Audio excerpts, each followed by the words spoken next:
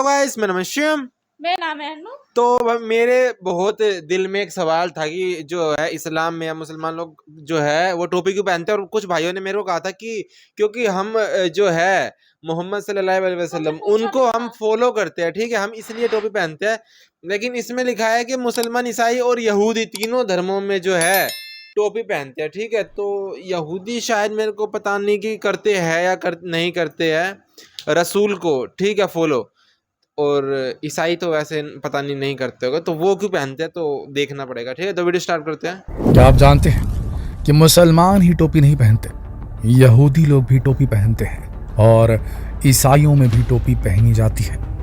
आपने भारत के ईसाइयों को उतना टोपी पहने नहीं देखा होगा, लेकिन अगर आप पोप लोगों को देखिए, जो इनकी राजधानी है ईसाइयों की, वेटिकन, तो वहाँ पे पोप जो होते हैं वो हमेशा एक स्कल कैप यानी कि एक टोपी पहने हुए रहते हैं।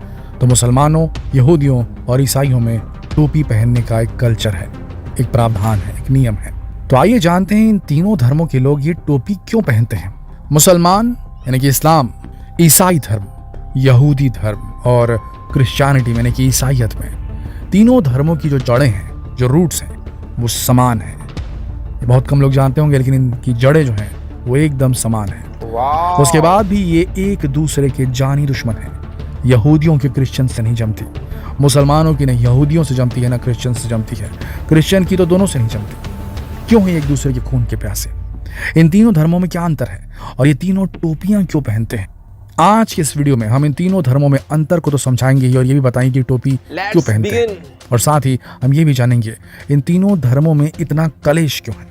दोस्तों, यहूदी धर्म, इस्लाम और क्रिश्चियनिटी तीनों ही धर्म दुनिया के सबसे प्रमुख धर्मों में से एक है। जहाँ दुनिया में सबसे बड़ा धर्म ईसाई धर्म है, वहीं दुनिया का दूसरा सबसे बड़ा धर्म इस्लाम है। इसके साथ ही यहूदी धर्म को मानने वाले लोगों की भी अच्छी खासी तादाद है।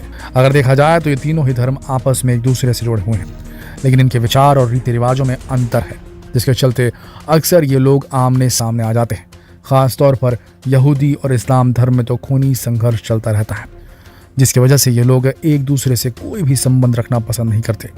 मुस्लिम और यहूदी धर्म में दुश्मनी आज की नहीं बल्कि उनकी शुरुआत से ही है।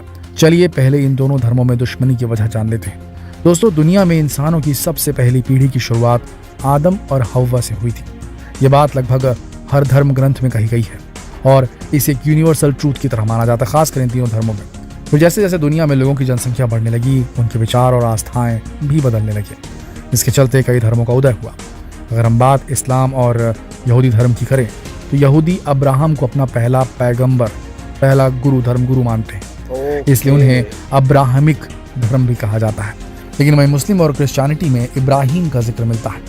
इस्लाम में तो ये कहा जाता है कि उनकी पाक इमारत काबा का निर्माण हजरत इब्राहिम और उनके बेटे इस्माइल ने किया था। वहीं बाइबल में भी इब्राहिम का जिक्र मिलता है, जिससे पता चलता है कि इन तीनों धर्मों की जड़ें एक ही हैं। लेकिन कुछ चीज़ों में इन धर्मों में विवाद है। इस्लाम धर्म की शुरुआत अरब देश से हुई। यहाँ हजरत पैगंबर मोहम्मद ने इस्लाम की शुरुआत की। 1613 ईस्वी में मोहम्मद साहब ने इस्लाम के लिए उपदेश देना शुरू किया। उस समय अरब में यहूदी धर्म, बुत परस्त, मुशरिक, सबायन, ईसाई और कई दूसरे धर्मों के लोग भी रहते थे। मूर्ति पूजन करने वाले और दूसरे अलग अलग धर्म रहते थे। उस वक्त कई लोगों ने मोहम्मद साहब का विरोध करना शुरू कर दिया और इस विरोध में यहूदी सबसे आगे थे।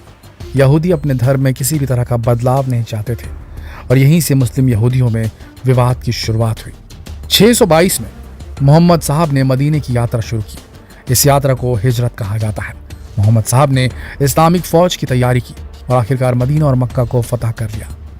632 ईस्वी में मोहम्मद साहब की वफात के बाद, उनकी मृत्यु के बाद तक पूरा अरब देश इस्लाम के रंग में रंग चुका था और यहूदियों को देश से खदेड़ा जा चुका था और अब यहूदी केवल इजराइल और मिस्र तक ही सिमट कर रह गए थे।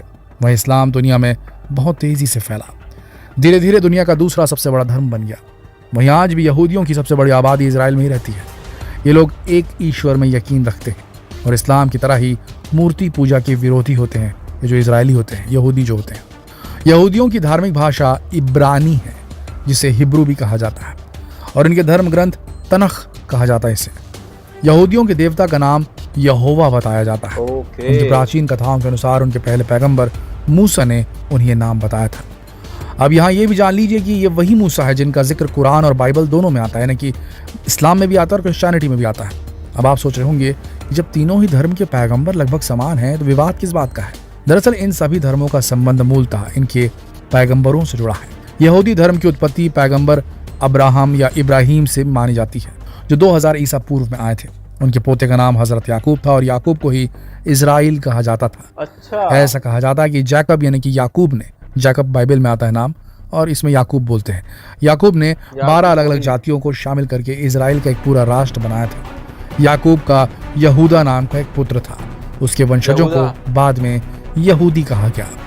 यहूदी, इस्लाम और ईसाई तीनों ही धर्मों में अल्लाह के कई पैगंबरों का जिक्र है, लेकिन यहूदियों का कहना है कि हजरत मूसा के बाद उनका कोई पैगंबर नहीं आया और अब कयामत के वक्त उनका अगला पैगंबर आएगा, जो कि पूरी दुनिया में उनके धर्म को फैलाएगा और इजराइल को फिर पहले की तरह महान साम्राज्य बनाएगा। अब बात करते हैं क्रिश्चियनिटी की, ईसाई धर्म की। ईसाई धर्म की शुरुआत पैगंबर ईसा अलैहिस्सलाम से मानी जाती है। मुस्लिम इन्हें ईसा अलैहिस्सलाम कहते हैं और क्रिश्चियन जो होते हैं उन्हें ईसा मसीह कहते हैं, जीसस क्राइस्ट कहते हैं। ईसा मसीह का जन्म जेरूसलम के पास बैतलहम में हुआ। उनके पिता का नाम जोसेफ और माता का नाम मरियम था। ईसाई धर्म के लोग मानते हैं कि ईसा मसीह खुदा के बेटे थे और उन्हें खुदा ने धरती पर अपना दूत बनाकर भेजा था। उन्हें 33 ईस्वी में सूली पर चढ़ा दिया गया था। उन्हें जिस सूली पर चढ़ाया गया था वो एक क्रॉस के आकार का खंभा था। इसीलिए ईसाई धर्म में क्रॉस को बहुत पवित्र माना जाता है। लेकिन ईसाई ईसा मसीह को पैगंबर नहीं मानते, वो तो उन्हें खुदा का बेटा मानते हैं। और बस यहीं से इस्लाम और ईसाई धर्म में विवाद की स्थिति बन जाती है, क्योंकि मुस्लिम धर्म ईसा मसीह के होने से इनकार नहीं करता, लेकिन उनके अनुसार वो अल्लाह के पैगंबर थे जिस तरह बाकी के पैगंबर थे, और उनके हिसाब से खुदा का कोई बेटा नहीं हो सकता, यानी कि इस्लाम के हिसाब से। मुस्लिमों के हिसाब से आखिरी पैगंबर जो थे वो प्रोफेट मोहम्मद थे और उनके बाद अब कोई और पैगंबर नहीं आएगा, ऐसा मुस्लिमों का कहना है। अब केवल कयामत आएगी उनके हिसाब से। दोस्तों, इस तरह देखा जाए तो तीनों धर्मों की शुरुआत एक तरह से हुई। तीनों पैगंबरों में विश्वास करते हैं, तीनों धर्म एक ईश्वर को मानते हैं, लेकिन अपनी मान्यताओं और प्रथाओं के चलते एक दूसरे के दुश्मन बने बैठे हैं। दोस्तों, अब एक सवाल जिसका जवाब बाकी रह गया है, वो ये कि तीनों धर्म के फॉलोअर टोपी क्यों पहनते हैं। हाँ, तीनों धर्म की टोपियां देखने में थोड़ी डिफरेंट ज़रूर होती है। अगर मुस्लिम धर्म की बात करें तो उनके किसी भी धर्म ग्रंथ में टोपी पहनने का कोई जिक्र नहीं मिलता, लेकिन मुस्लिम अपने पैगंबर मोहम्मद साहब को फॉलो करते हैं और वो हमेशा सर पर पगड़ी या टोपी पहना करते थे, इसलिए मुस्लिम भी टोपी पहनकर रखना पसंद करते हैं। इसके अलावा टोपी पहनना अदब और तहजीब को दर्शाता है। ऐसा करके वो अपने धर्म के प्रति अपने सम्मान को दिखाते हैं और इस तरह भीड़ में भी इस्लाम को मानने वालों को पहचानना आसान हो जाता है। अगर बात यहूदी धर्म की करें तो वो लोग भी अपनी इबादतगाह में सर ढक कर रखते हैं और पुरुष एक खास तरह की टोपी लगाते हैं जिसे कीपा कहा जाता है, जिसका मतलब होता है गुंबद। ये टोपी देखने में बिल्कुल गुंबद की तरह ही लगती है और ये यहूदियों की परंपरा का हिस्सा है जो उन्हें दूसरे लोगों से अलग दिखाती है और धर्म के प्रति उनके सम्मान को दिखाती है। वहीं ईसाई पादरी भी टोपी पहने देखे जा सकते हैं। इनकी टोपी भी अलग तरह की होती है। असल में ये टोपियां ही इन्हें दूसरे धर्मों के लोगों से अलग करती हैं। आप किसी भी इंसान की टोपी देखकर उनके धर्म का अंदाजा लगा सकते हैं। साथ ही एक प्रकार की आदर सूचक भी होती है जो कि उनके भगवान में उनकी श्रद्धा को दर्शाती है।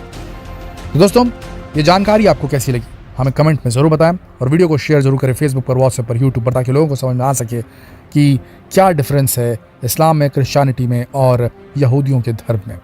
साथ ही ये टोपी क्यों पहनते हैं, ये जानकारी भी लोगों तक पहुंच सके। आशा करते हैं वीडियो आप सबको पसंद आई होगी। कल फिर मिलते हैं एक और दिलचस्प वीडियो में। तब तक के लिए आप सबका इस वीडियो के अंत तक बने रहने के लिए दिल से धन्यवाद।